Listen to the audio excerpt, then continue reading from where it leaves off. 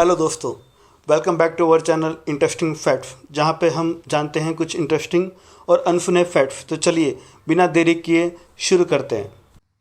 तो ये बात है जब सद्दाम हुसैन का इराक पे राज था और इराक के बड़े बड़े सपने थे।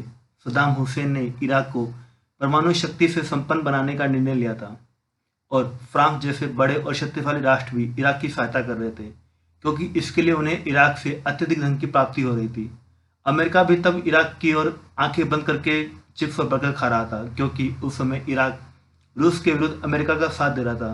वैसे भी अमेरिका ऐसी बातों की टेंशन नहीं लिया करते, क्योंकि उनको सब कुछ पता होता है। वो पहले सद्दाम जैसे पिट्ठुओं को बनाते हैं और फिर उन्हें मारपीट कर फिर से नया खेल आरंभ करते हैं, ठीक वैसे ही जैसे हम और आप रेत की घरौंदे बनाते हुए बिगाड़ते हैं। इजराइल ने फ्रांस, इटली, अमेरिका, ब्रिटेन जैसे शक्तियों से अपनी पीड़ा को व्यक्त किया। सबसे बताया कि इराक की नीयत परमाणु बम बनाने की है और यदि फ्रांस उसके यहाँ परमाणु संयंत्र बनाएगा तो उसका उपयोग शांति के लिए नहीं किया जाएगा। फ्रांस इस बात को तो समझ रहा था, लेकिन 80 के दशक में आर्थिक मोर्चे पर अनेकों समस्याओं का सामना कर रहे फ्रांस ने इजराइल की चिंता को कोई भी महत्व नहीं देते हुए इराक से न केवल अपना व्यापार बनाए रखा, अपितु परमाणु संयंत्र के काम को भी नहीं रोका। संयुक्त राज्य अमेरिका के प्रसिद्ध अभिनेता रोनाल्ड रीगन, जो आगे चलकर वहां के प्रेसिडेंट बने, वे भी इजराइल की चिंताओं को नहीं समझ सके। उन्होंने इजराइल को कहा कि इराक अपने परमाणु संयंत्र को शांतिपूर्वक उद्देश्यों के लिए बना रहा है और ये उपयुक्त समय नहीं है जब उसके कार्यक्रम को रोका जाना चाहिए। अब इजराइल की चिंता बढ़ती जा रही थी। उसे आभास हुआ कि अपने मरे बिना स्वर्ग नहीं मिलता। इन परिस्थितियों में इजराइल को जिस राष्ट्र का समर्थन प्राप्त हुआ था वह था ईरान। ईरान इजराइल को इसलिए सपोर्ट कर रहा था क्योंकि उनको सद्दाम हुसैन से प्रॉब्लम थी।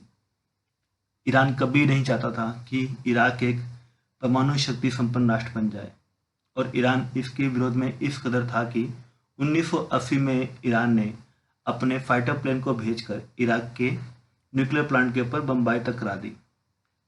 इजराइल को ईरान से चाहिए था कि इराक के न्यूक्लियर प्लांट की तस्वीरें, लेआउट और उससे रिलेटेड जितनी भी इंफॉर्मेशन है वो उसे मिल जाए, क्योंकि ईरान के प्लेन का निशाना जरूर चूक गया था, किंतु उन्होंने जासूसी जो है वो अच्छे से की थी।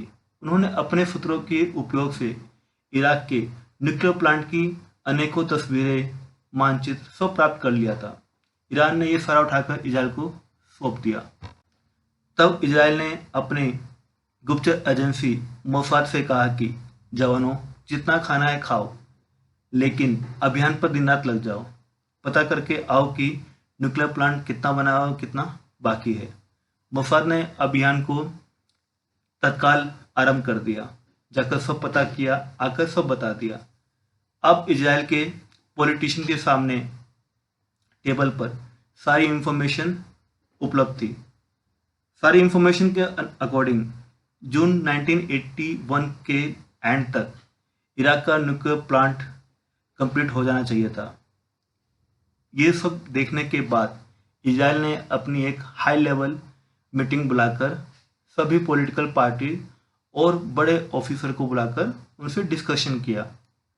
ऑपोजिशन पार्टी ने कहा कि इजराइल को इराक पर कोई भी डायरेक्ट एक्शन नहीं लेना चाहिए, बल्कि उसे वर्ल्ड के बड़े बड़े राष्ट्रों के इस कार्यक्रम पर कूटनीतिक समर्थन प्राप्त करने का प्रयास करना चाहिए। इजराइल के प्रधानमंत्री मेनाशेम ने मोसाद और इजराइल की वायुसेना के सर्वोच्च अधिकारियों से अलग से पूरे प्रकरण पर चर्चा की। कुछ अधिकारियों ने तो स्पष्ट रूप से कह दिया कि ऐसा अभियान संभव नहीं है और इसे आत्मघाती अभियान तक बताया। इसके पीछे कई कारण थे। ईरान को जॉर्डन और सऊदी जैसे राष्ट्रों की वायु सीमा का उल्लंघन करते हुए 1600 किलोमीटर दूर जाकर इराक के परमाणु संयंत्र को नष्ट करना था, और ये कोई छोटी सी बात नहीं है, वो भी जब इजराइल घिरा हुआ है अपने शत्रुओं से, जो इजराइल को कच्चा चबा जाने तक की इच्छा रखते हैं पर कुछ नहीं कर पाते। कोई भी राष्ट्र सपोर्ट के लिए तैयार नहीं, पर इजराइल के साहस के सामने सारे लक्ष्य छोटे बन जाते हैं। अधिकारियों के सब कुछ समझ लेने के पश्चात इजराइल की कैबिनेट ने सहमति से सर्जिकल स्ट्राइक करने के पक्ष में निर्णय ले लिया। 8 F-16 लड़ाकू विमान तैयार किए गए और एक विमान में 2 मार्क 84 बम से लोड कर दिया गया, और हर एक बम का वेट 200 किलो था। ये सब करने के बाद 7 जून 1981 को शाम 4 बजे इजरायली वायु सेना के रणबांकुरों बाज की बाती चल पड़े अपने लक्ष्य की ओर। इस अभियान में रडार से बचने के लिए इन पायलटों को यह ध्यान रखना था कि उनके विमान 100 मीटर से अधिक की ऊंचाई पर ना उड़े। इसके अतिरिक्त उन्हें जॉर्डन और सऊदी की वायुसेना का उल्लंघन करते हुए बिना पकड़े अपने लक्ष्य तक जाना था और वापस आना था। इसमें विमान में ईंधन का भी ध्यान रखना चाहिए था, क्योंकि उन्हें ईंधन भरने के लिए कोई सुविधा नहीं देता।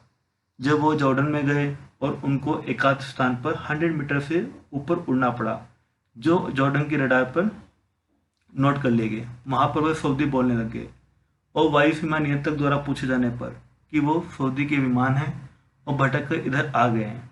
यही उनके साथ सऊदी में भी हुआ और उन्होंने वहां पर यह बोल दिया कि वो जॉर्डन के हैं और भटक करके इधर आ गए हैं। इराक की सीमा में पहुंचते ही इजराइल के F-16 विमानों ने अचानक से फिदा होकर ऊंचा उठना प्रारंभ कर दिया और निश्चित हाइट पर जाकर हर एक विमान ने 5-5 सेकंड के गैप पर अपने सारे बम इराक के परमाणु संयंत्र पर गिरा दिया। इराक का परमाणु संयंत्र कुछ सेकंड के अंदर जल के राख हो गया। इराक के सिक्योरिटी गार्ड ने उन पर गोलियां चलाने लग गए, किंतु इजराइल की फाइटर प्लेन इतनी हाइट पर थे कि वहां तक गोलियां पहुंचना पॉसिबल नहीं था। इसके बाद वो पूरी स्पीड के साथ जॉर्डन, सऊदी अरबिया सबकी सीमा उल्लंघन करते हुए आराम से वो अपने यहाँ पहुंच गए। यह समाचार जंगल की भांति पूरे विश्व में फैल गया। फ्रांस तो बहुत ज़्यादा गुस्सा हुआ। संयुक्त राष्ट्र संघ की बैठक भी बुलाई गई और वहां पर इजराइल की कड़ी आलोचना की गई, परंतु उससे पहले यह समाचार अमेरिका के राष्ट्रपति को प्राप्त हुआ। 2 सेकंड सोचने के बाद उन्होंने मुस्कुराकर कहा कि मर्द तो आखिर मर्द ही होते हैं। तो दोस्तों, कैसी लगी आपको जानकारी? ऐसी और जानकारी के लिए हमारे चैनल को लाइक एंड सब्सक्राइब करना ना भूलें।